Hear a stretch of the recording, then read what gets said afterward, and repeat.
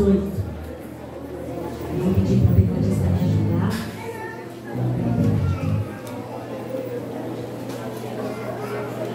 Gênesis capítulo 18, versículo 13 e 14. Nós vamos ler 3 trechos nessa noite.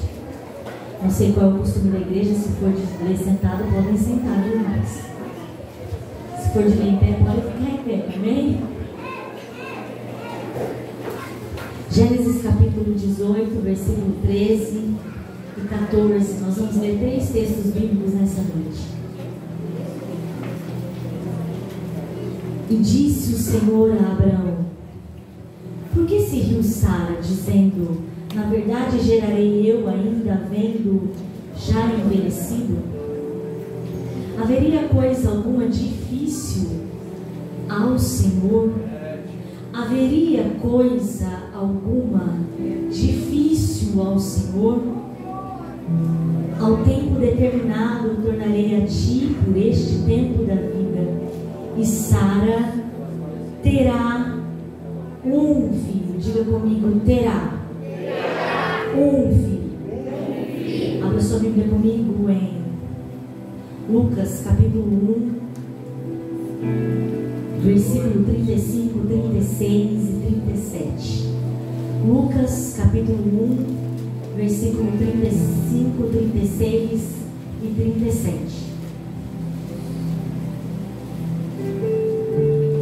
A palavra do Senhor diz assim, ó: e respondendo o anjo Gabriel, disse-lhe: descerá sobre ti o Espírito Santo, e a virtude do Altíssimo te cobrirá com a sua sombra, pelo que também o santo que de ti há de nascer será chamado Filho de Deus. Eis que também Isabel, tua prima, concebeu um filho em sua velhice, e é este o 6º mês que aquela que era chamada estéril, porque para Deus nada é impossível. Haveria coisa alguma difícil? Para Deus nada é impossível. Abra sua Bíblia comigo em Jeremias capítulo 32, versículo 25, 26 e 27. Haveria coisa alguma difícil para Deus? Para Deus nada é impossível. Jeremias 32, versículo 25, 26 e 27. 32, 25, 26 e 27. Contudo tu me dissestes: ó Senhor Deus, compra para ti um campo por dinheiro e faze que o atestem testemunhas, embora a cidade já esteja dada nas mãos dos caldeus. Então veio a palavra do Senhor a Jeremias dizendo: eis que eu sou o Senhor, o Deus de toda a carne. Acaso seria qualquer coisa maravilhosa demais para mim? Amém? Coloque sua mão no seu coração, faz um coração comigo nessa noite. Senhor maravilhoso e bendito, nós estamos na tua presença, adoramos o teu nome, ofertamos na tua casa, pedimos oração, Senhor, e agora nós vamos para uma porção da tua palavra. Que o Senhor possa mesmo, Senhor, quebrar todas as cadeias e todas as amarras, Senhor, e que esta palavra alcance os corações, e que todas as terras nessa noite sejam terras boas, frutíferas e prósperas, e que esta palavra encontre morada, guarida nos corações, Senhor, para que não seja uma noite qualquer, mas seja uma noite de resposta de Deus para as nossas vidas. Senhor, enche o nosso coração da tua presença, fala conosco, Senhor, e ministra sobre nós a tua bênção. Que esta palavra seja um divisor de águas na minha vida e na vida dos meus irmãos. Eu te peço, crendo em nome de Jesus. Amém. Você pode se assentar. Eu confesso para os irmãos que eu disse para Deus hoje que eu ministraria a mesma mensagem que eu ministrei ontem, que eu ia me dar folga hoje. Mas o Senhor me incomodou e me disse que não. E quando eu pensei em repetir a mensagem de ontem, coisa que eu dificilmente faço, o Espírito Santo me disse que no livro das Revelações, Apocalipse, tinha 7 igrejas. E cada igreja recebeu uma carta. Porque cada igreja tinha uma identidade e um perfil, estava vivendo um tempo com Deus. E que a mensagem de ontem era para a igreja de ontem, e que a mensagem de hoje é para a igreja de hoje. E parece estranho, mas eu estava resistindo em trazer essa mensagem nessa noite. Mas eu fiz um voto com Deus aos 18 anos, quando eu comecei a pregar, dizendo que eu jamais subiria no púlpito para falar o que eu queria falar. Mas que eu permitiria ao Senhor que Ele me tomasse. Então eu não vim te dizer hoje palavras que vão te agradar, mas eu vim te dizer palavras que o Senhor mandou te dizer nessa noite. Nós vamos falar sobre um Deus que faz coisas impossíveis. Nós vamos falar nessa noite sobre um Deus que faz coisas maravilhosas. Nós vamos falar nessa noite de um Deus que quebra a ciência ao meio e desfaz o que a ciência diz.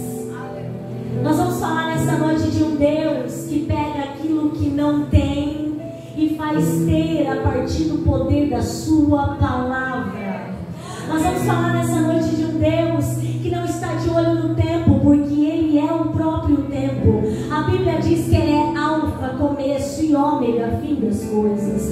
Nós vamos falar nessa noite de um Deus que agiu de uma maneira extravagante e extraordinária em 3 circunstâncias bastante conhecidas da Bíblia Sagrada. Nós vamos falar da história de Abraão e de Sara. Nós vamos falar da história de Maria e vamos passar um pouquinho na história de Isabel e Zacarias. E nós vamos ver a história da compra de um terreno num lugar que ninguém compraria nada. E sabe por quê? Porque Deus tem respostas a entregar nessa noite. Nós estamos diante da primeira mensagem, é o texto de Gênesis. Eu vou dar um contexto para você entender a situação aqui.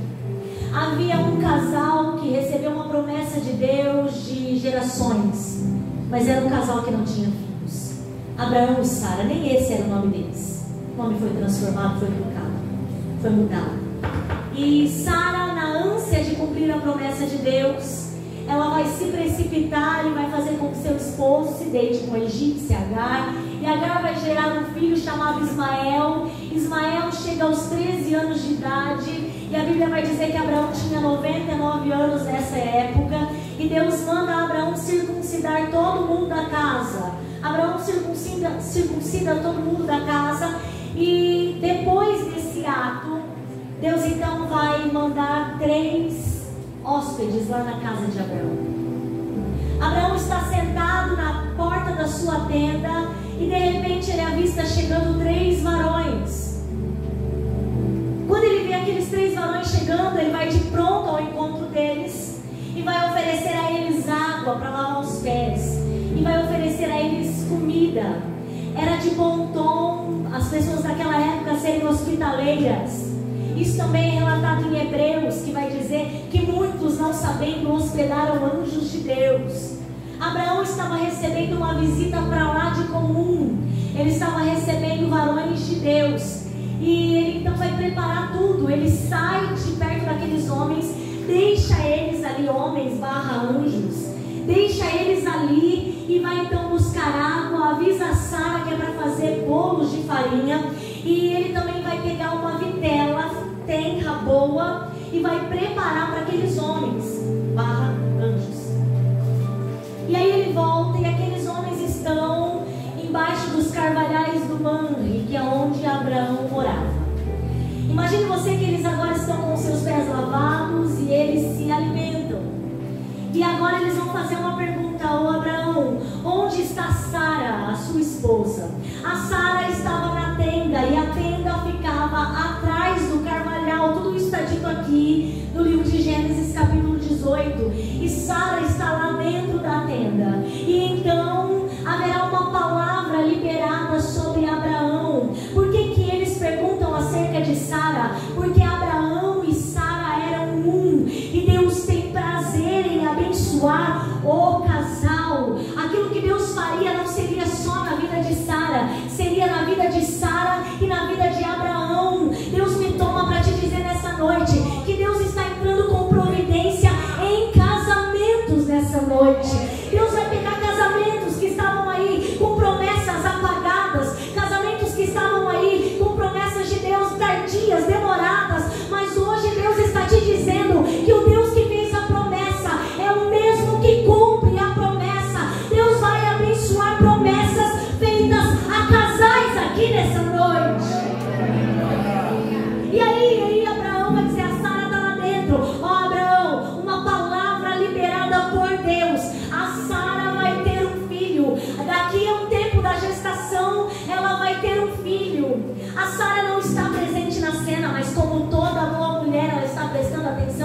ouvindo. A Bíblia diz que a Sara escuta lá o que é dito entre eles e ela dá risada com ela mesma. E sabe o que ela pensa? Ela pensa assim: gente, o que está acontecendo? Eu, uma senhora, vou ter filho agora? O que está acontecendo? Ela pensou consigo mesma. Está relatado aqui em Gênesis. Ela não está participando da história, ela foi mencionada, mas ela está lá dentro da tenda e ela escuta, e ao escutar ela dá risada. Tem gente que não está mais acreditando na promessa de Deus. Tem gente que esqueceu o que Deus falou, mas Deus não esquece o que diz. Deus não é homem para que minta. Tem gente que está dizendo: já passou tantos anos, mas o Senhor está dizendo: eu sou o dono do tempo, eu sou o Senhor do tempo. Ah, Renata, mas já veio gente em congresso profetizar, mas já veio gente de fora e nada, e tem gente como Sara dando risada da palavra. Mas deixa eu te dizer, você vai rir não é de incredulidade, é de alegria quando Deus cumprir o que Ele prometeu. Vai rir pela mesma.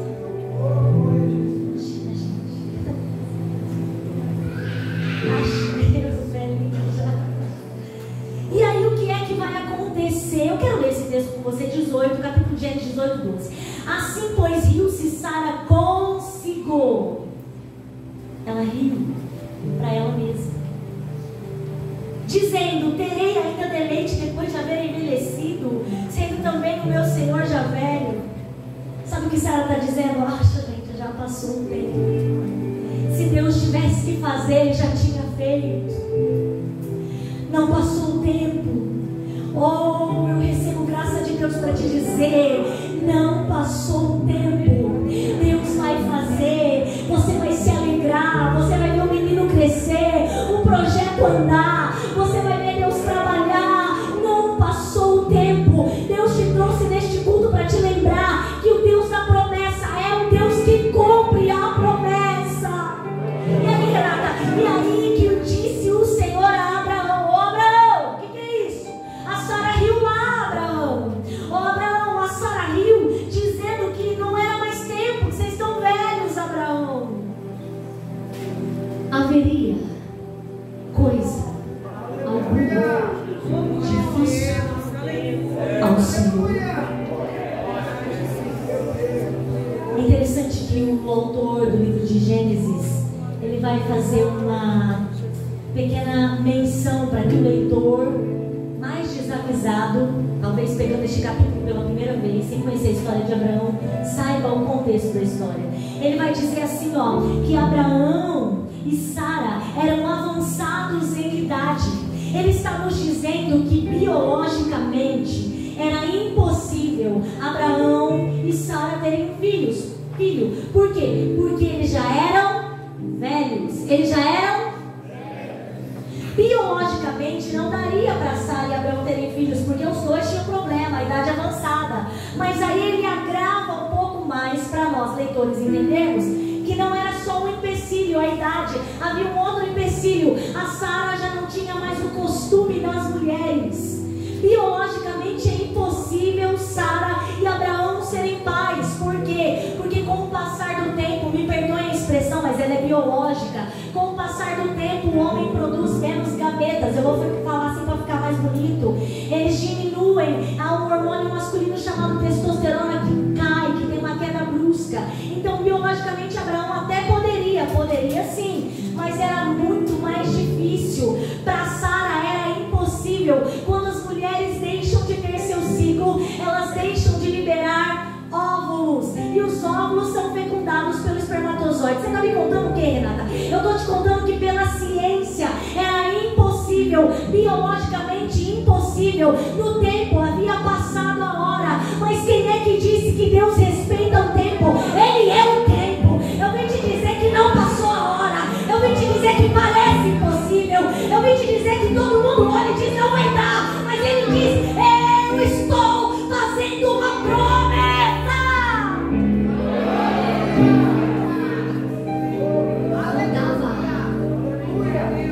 Como é que eu vou ter o gameta masculino e não vou ter o feminino? Ela não produz mais óvulos. Mas Deus disse que ia ter um filho. já afundou, já está no fundo do poço, eu já estiquei tudo que eu podia de mão. Quem disse que é a sua mão? Tem mãe que disse assim, eu não vou mais fazer nada, é agora mesmo que Deus trabalha. Porque ninguém precisava fazer nada, havia uma palavra liberada. E deixa eu te lembrar, quando Deus, na criação de tudo, fez o que fez, Ele só jogou palavras. A palavra de Deus é tão poderosa que a partir dela, tudo que nós conhecemos veio a existir. A palavra de Deus é tão poderosa que sol, lua, estrelas, animais, tudo que nós conhecemos foi liberado pela palavra de Deus. Nós só precisamos de uma palavra de Deus, uma palavra de Deus e tudo muda. Uma palavra de Deus e as coisas saem do eixo que nós estamos prevendo. Uma palavra de Deus, é só uma palavra de Deus. A Sara riu, Deus não gostou, mas Ele reforçou a palavra. No tempo de uma vida, no tempo de uma gestação, ela terá. Sabe por que eu pedi para você repetir a expressão terá? Porque terá é um verbo no português conjugado no futuro do presente. Terá é o futuro do presente. Não estou entendendo, Renata. Hoje você está recebendo a palavra. No futuro Deus vai cumprir a palavra.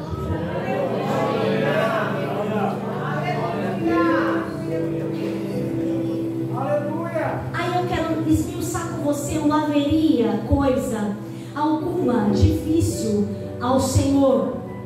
Haveria, teria, existiria coisa. Eu acho tão interessante a palavra coisa, ela serve para muita coisa, não serve, irmãos?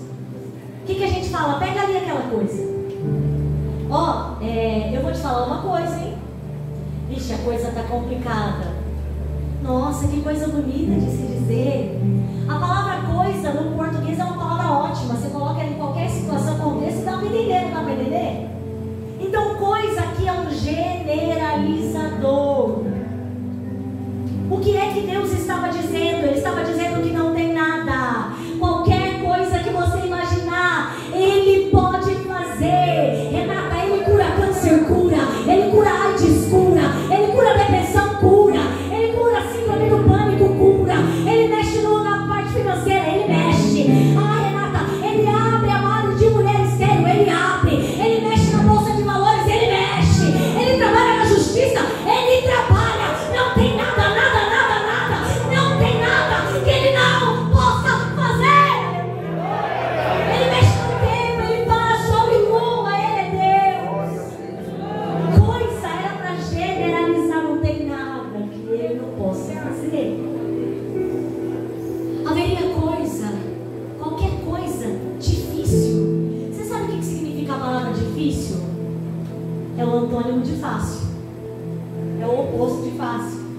Difícil também significa aquilo que exige esforço para ser feito. Aquilo que é trabalhoso, árduo, laborioso. Haveria alguma coisa forte demais, trabalhosa demais para Deus? Eu acho que eu vou te contar quem é o Deus que você serve. Criador do universo. Aquele que chama as estrelas pelo nome. A terra, tão pequena diante da sua glória. Ele habita nos céus, mas Ele contempla toda a humanidade. Ele sabe o nome, o DNA, o perfil, as deficiências e as eficiências de cada um daqueles que nascem. Eu vim te contar quem é o seu Deus. O seu Deus é aquele que governa todas as coisas. Nada saiu do controle dele. Ele é Jeová Jireh, Ele é Jeová Nissi, Ele é Jeová Ramá. Ele era, Ele sempre será. Ele é imutável, soberano, onisciente, poderoso. E acima de tudo, a Bíblia diz que Ele é amor. Não tem nada de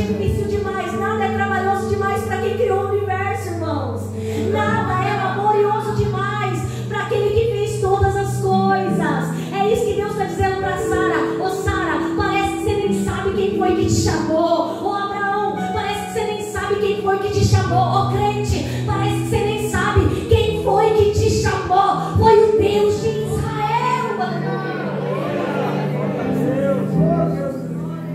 Passa o tempo. Lá na tenda de Abraão agora tem mais um morador. Está chorando de noite.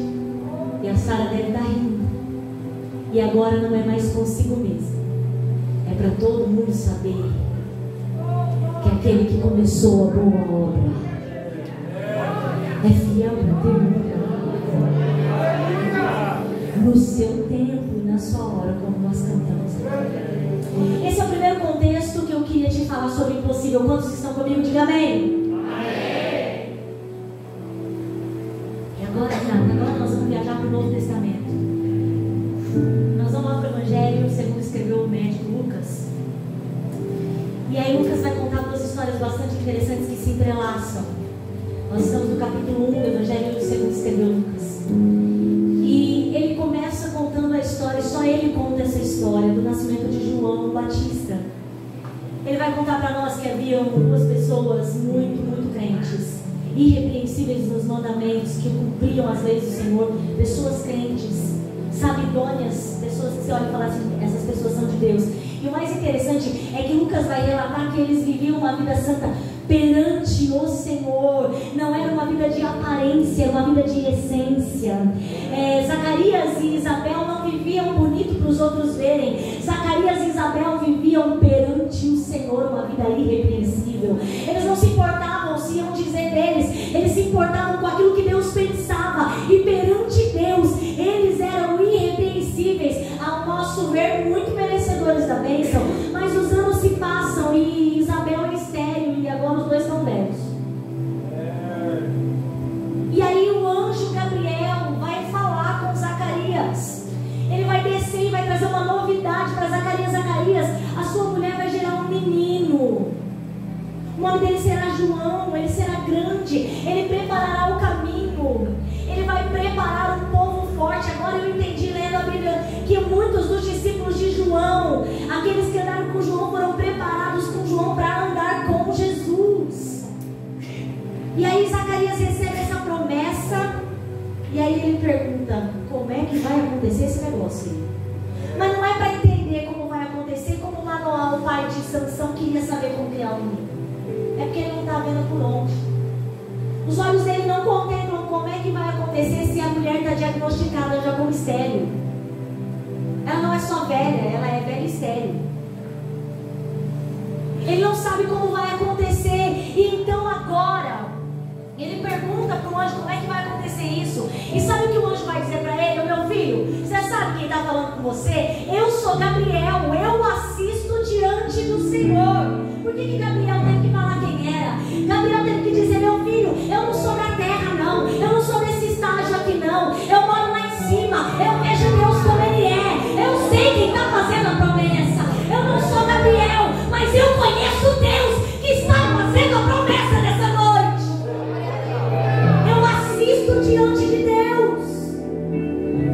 Ô Zacarias, você não está falando com qualquer um, meu filho. Zacarias, eu sou Gabriel e eu assisto. Sabe o que significa assistir? Eu vejo Deus, eu contemplo Deus, mas também significa residir. Eu moro lá diante de Deus, eu sei quem Ele é, eu sei quem está fazendo a promessa aqui nessa noite, eu sei quem Ele é, eu sei quem Ele é. Zacarias vai ficar mudo. Isabel está grávida agora, depois da palavra lançada por Gabriel ao mando de Deus. E aí Gabriel vai fazer uma outra visita na outra casa. Está lá Maria, nos seus dias comum, corriqueiro. De repente aparece alguém de salve agraciada. Ela já dá uma... Eita, que essa saudação nunca escutei, nunca li, nunca vi isso. Bendita sois vós entre as mulheres. E aí ele vai liberar sobre ela uma palavra. Você vai gerar o Salvador do mundo. Você será mãe do Salvador do mundo. Você se lembra que no caso de Abraão e de Sara, Eu tinha um homem e tinha uma mulher, mas o homem baixa produção de péssima qualidade por causa da idade. A mulher nenhuma produção de óvulo. No caso de Maria, eu tenho quem produz óvulo, mas eu não tenho homem. Parece que para Deus trabalhar está sempre faltando algo. E você está se perguntando, Deus, parece que sempre está faltando algo. Sabe por que está faltando? Porque este elemento não vem de vós, vem de Deus. É Deus que vai colocar, é Deus que vai preparar, é Deus que vai fazer. Você pensou, articulou, e pensou e fez rabiscos, rascunhos, e nada deu certo. Está sempre faltando algo, mas não é de você que vem, é da palavra que Ele está liberando hoje. É a palavra de Deus.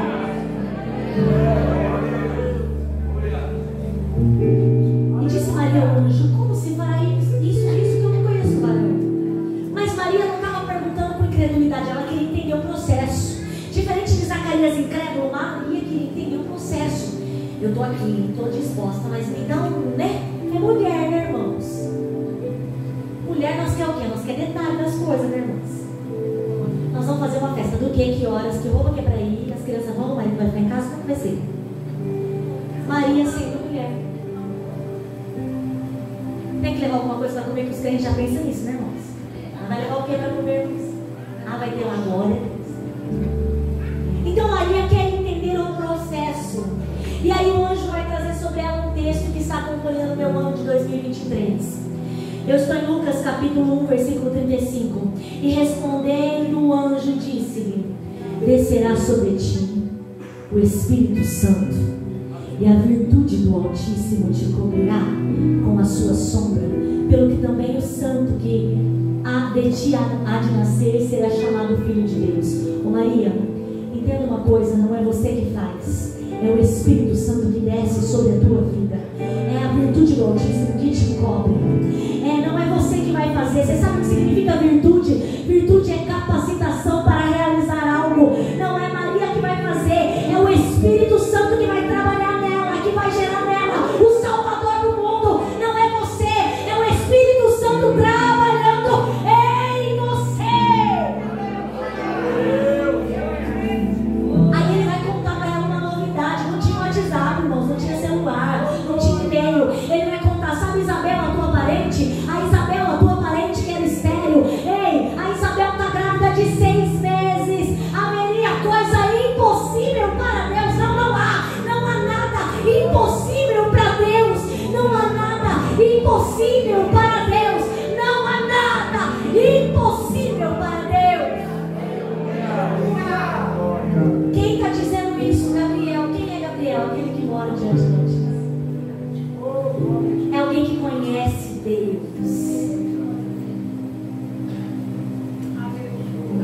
Essa é a segunda circunstância biologicamente impossível, mas ela vai gerar um menino.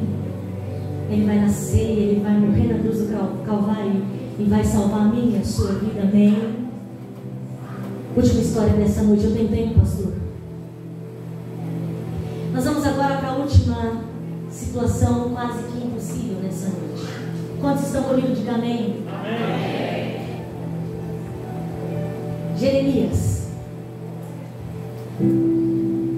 Duas situações biologicamente impossíveis, infundadas, e Deus foi lá, liberou uma palavra. Uma delas Deus fala com Abraão, na outra Deus manda anjo Gabriel falar com Maria. E agora nós vamos ver uma situação em que Deus vai falar diretamente com o profeta. O nome do profeta é Jeremias. Ele é conhecido na Bíblia como profeta chorão. Porque, irmãos, que mensagem era de Jeremias, hein? Dizer para um povo vencedor que eles iam perder. Dizer para o povo acostumado a ganhar batalhas que agora Deus não estava na guerra. Dizer para eles que venceram tantos povos e que dominaram tantos lugares, que agora Deus estava dizendo: vocês serão castigados pela idolatria, por todos os pecados, e agora os caldeus, os babilônicos vão entrar aqui em Jerusalém e vão dominar Jerusalém. Essa era a mensagem que tinha na boca de Jeremias. E Jeremias, indo na contramão dos profetas falsos, dizia: lá no cativeiro vocês casam, tem filho, porque vai demorar lá, viu? 70 anos.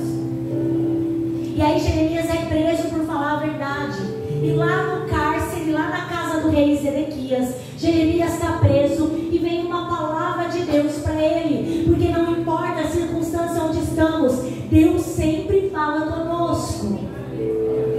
Não importa, irmãos, às vezes a gente está numa situação absurda, mas Deus libera uma palavra. Às vezes a gente está numa situação de opressão, mas Deus libera uma palavra. Às vezes a gente está numa situação de doença, mas Deus libera uma palavra. Deus sempre fala com os seus filhos. E aí, Renata, e aí que ele está preso e Deus vai dizer para ele o seguinte: ô Jeremias, você vai receber a visita de um primo chamado Ananel.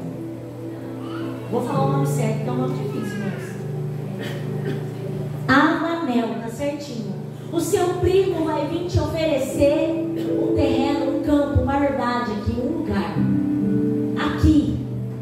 Você vai comprar.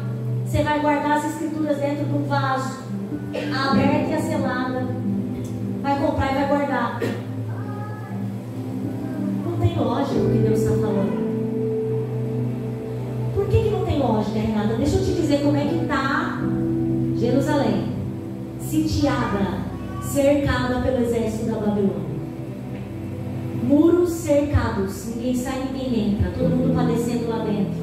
A fome chegando. Deus manda ele comprar um terreno ali, naquele lugar que vai ser destruído. Quem é que quer comprar um terreno numa cidade que vai virar cidade fantasma? Com pouquíssimos moradores que vão restar ali, sem comércio, sem agronomia, agricultura, sem pecuária, sem nada. Quem é que quer comprar um terreno onde não tem valor nenhum? Quem é que quer comprar um terreno num lugar que vai ficar queimado, destruído, com poucas pessoas? Ninguém quer comprar um terreno nesse lugar. Quando você vai fazer um negócio, você procura um lugar mais bonito, com comércio em volta. Você tem visão, você é crente, você é inteligente. Mas Deus está mandando Jeremias comprar um terreno num lugar que vai ser invadido, que vai demorar 70 anos para o povo voltar, e ele tem que comprar um terreno nesse lugar esquisito. Eu não estou entendendo essa parte da mensagem, Renata.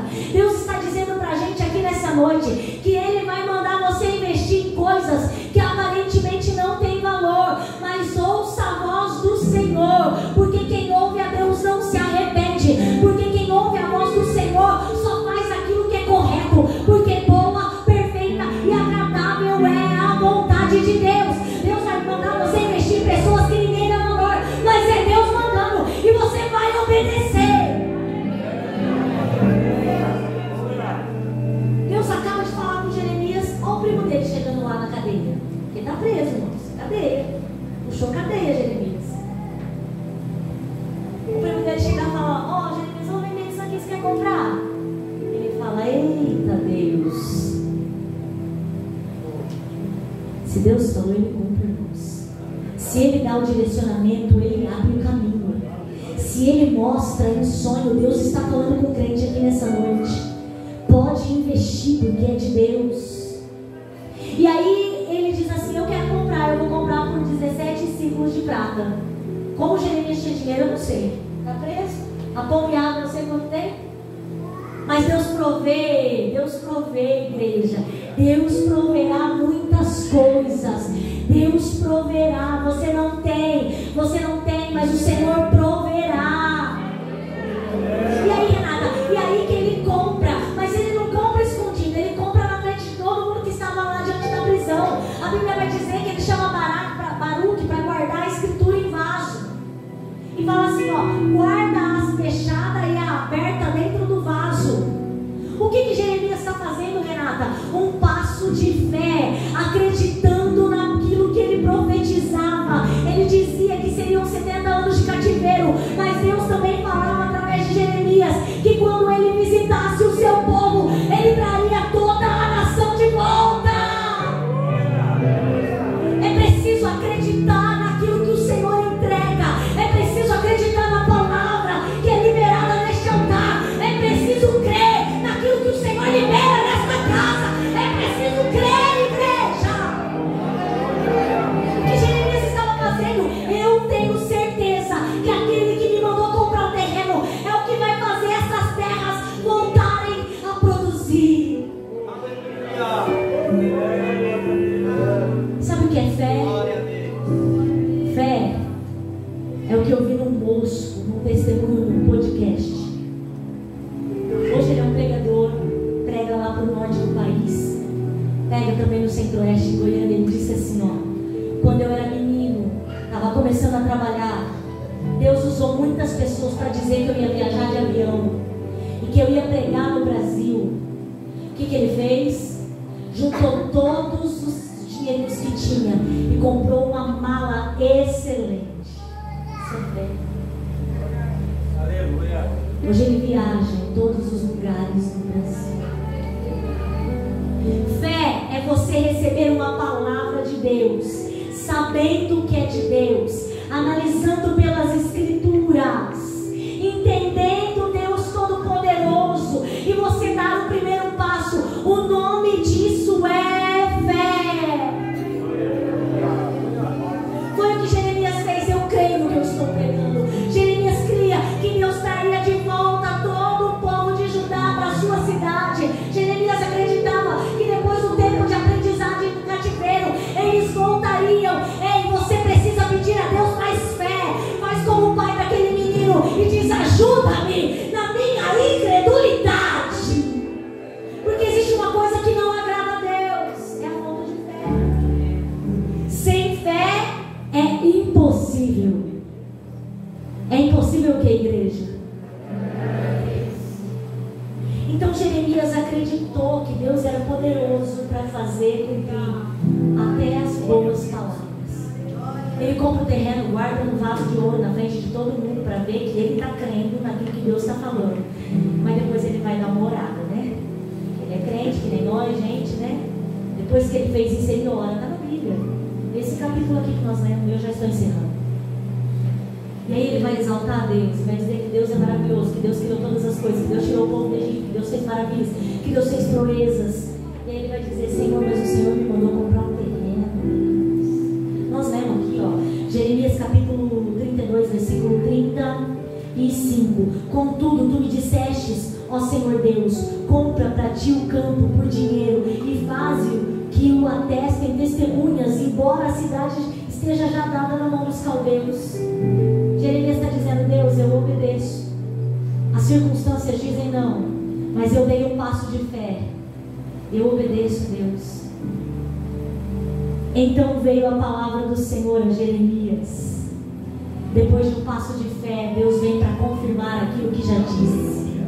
A palavra ministrada nessa noite será confirmada por Deus na vida daqueles que acreditaram nesta palavra. Então veio a palavra do Senhor a Jeremias dizendo: eis que eu sou o Senhor, o Deus de toda a carne. Eu mando em tudo, Jeremias. Acaso seria qualquer coisa maravilhosa demais para mim? Eu mando em tudo, Jeremias. Você está com medo que você comprou um terreno, Jeremias? Avisa o povo aí que quando eu juntar todo mundo, essa praça vai voltar a ter alegria, vão voltar a casar aqui, vão voltar a ter jovens, os velhos vão sentar e vão se lembrar que Deus visitou o seu povo. Posso orar com você? Se estão aqui de pé comigo nessa noite. Essa palavra ela é muito forte na minha vida. Eu e meu esposo, nós namorávamos, estávamos pretendendo nos casar, fizemos um propósito de oração. E quando fazia 15 dias que eu estava orando, eu fiz o propósito de um mês. Eu estava desesperada porque o meu propósito era para sair do meu serviço para ganhar mais. E eu falei: Senhor, eu vou buscar uma resposta na tua palavra. Eu vou ler um livro que eu não leio quase nunca, que é Jeremias. Me li bem aqui, compra um terreno. Senhor, olha Jesus, não estou entendendo. Eu estou querendo sair do serviço, o Senhor mandou eu comprar um terreno, Deus. Eu não entendo o que o Senhor está fazendo. E o Rogério querendo casar, era ele que queria casar, viu, irmãos? Por quê? Porque eu sabia que eu tinha que lavar roupa, passar, cozinhar, eu sabia disso. Mas ele me ajuda. E aí a gente tinha juntado 4 mil reais. Alguém compra terreno com 4 mil reais, igreja? 4 mil reais a gente tinha numa poupança, suado, porque a gente guardava, ganhava pouco, guardava metade do salário lá.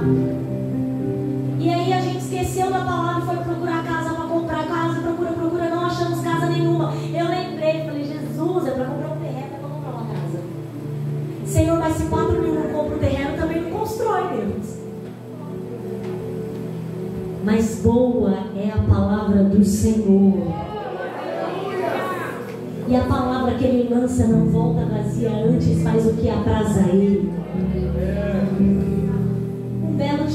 Rogério passa nos terrenos lá de Catanduva e ele gosta do terreno. Aquele dia eu não fui para a faculdade, eu cheguei na loja do meu pai, o Rogério lá, ele fala: vem cá que eu quero te mostrar o terreno. Eu falei: vamos lá. Irmãos, a hora que eu cheguei no terreno, que eu coloquei o meu pé, eu senti a presença de Deus, eu senti graça de Deus. Eu falei: eu vou morar aqui, eu vou orar aqui, eu terei filho nesta casa. Eu me apropriei daquele ambiente porque havia uma palavra de Deus sobre a minha vida.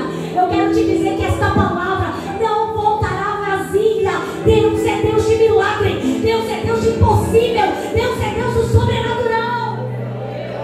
Coloquei meus pés naquele lugar e orei. Levei minha família inteira, não tinha nem iluminação, o loteamento era novo. Levei meu pai, minha mãe, minha cunhada, meu irmão, vamos tudo orar. Os crentes loucos orando no meio do mato, irmãos.